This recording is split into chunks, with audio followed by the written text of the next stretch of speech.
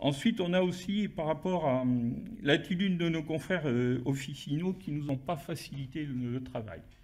C'est-à-dire que suivant, si vous aviez de bonnes relations avec le pharmacien, vous pouviez avoir des masques.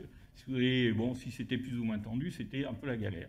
Sans compter que notre personnel ne pouvait toujours pas avoir de masque pour travailler. Donc on a réussi, on avait des sources d'approvisionnement. De la même manière qu'on avait des sources d'approvisionnement parallèles pour avoir les FPI et tout le matériel de prélèvement. Mais ça a été quand même... Donc si on pouvait un peu faire qu'on existe et que notre personnel existe, ça nous arrangerait.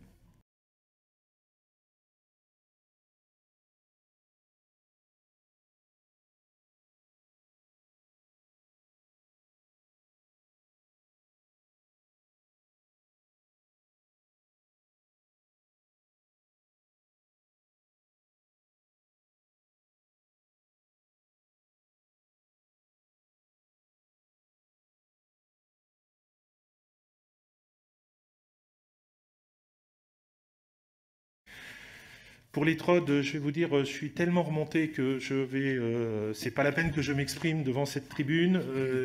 En tant que membre de la Commission nationale biologie médicale, nous avons rendu notre avis.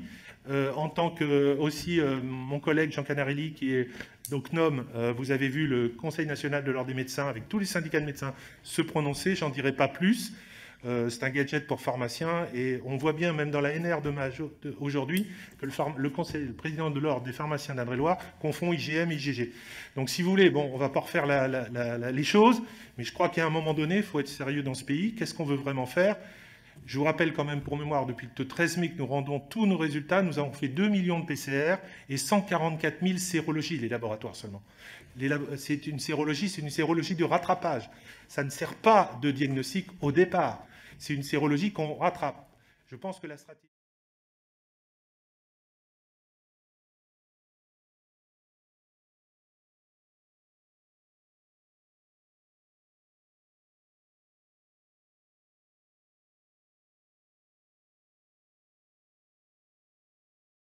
Deuxième chose que je voudrais dire, c'est les trolls. Franchement, il faut dire ici aujourd'hui ce qui se passe. On a autorisé les pharmaciens à faire des trolls.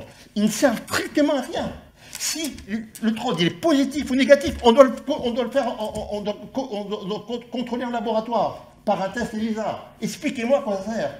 En plus, c'est embêtant parce que les gens ne comprennent pas bien, ils sont immunisés, ils ne sont pas immunisés.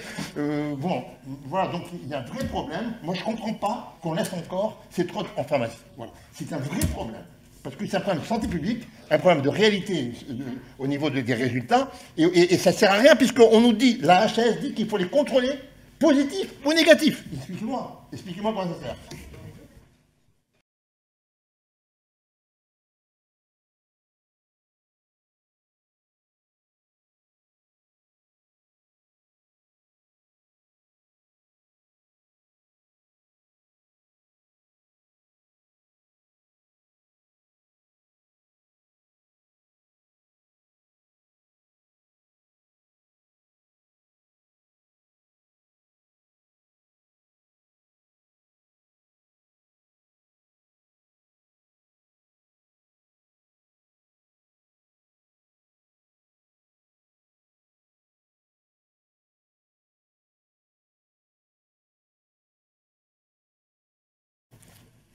Alors concernant les TROD, effectivement, notre avis rejoint ceux de nos confrères, hein. Effectivement, c'est une aberration pour nous, enfin c'est un non-sens, puisque d'un point de vue analytique, on sait très bien que la matrice sans totale est moins performante que la matrice sans centrifugée, enfin sérum plutôt, donc sans pré-traité. Et puis il y a un défaut de compétence aussi, puisque les pharmaciens n'ont pas fait 4 ans d'internat et donc ne sont pas à même d'interpréter une sérologie, une cinétique.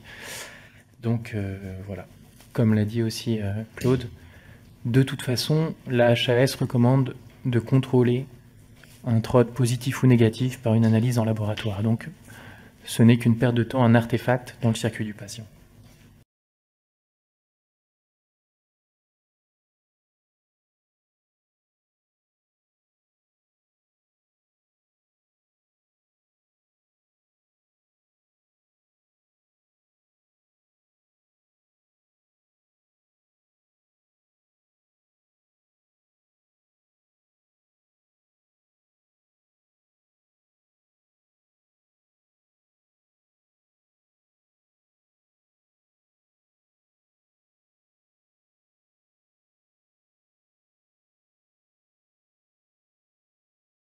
Moi, je l'ai fait aujourd'hui. Donc, on m'a piqué le bout du doigt, on a pris une goutte de sang, on l'a mis sur une bandelette, et le médecin a lu le trait en face du G et le trait en face du M pour me dire, bah, écoute, tu n'as ni l'un ni l'autre, donc tu n'as pas croisé le Covid, ou en tout cas, tu n'as pas fabriqué d'anticorps. Je crois que c'est, effectivement, il faut une dextérité hors du commun que de pouvoir faire une lecture comme sur les bandelettes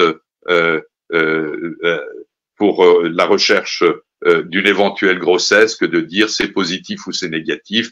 Mais je pense, Gilles, que tu vas arriver à gagner ce pari et à montrer un jour qu'on est capable de repérer du rose sur un fond blanc.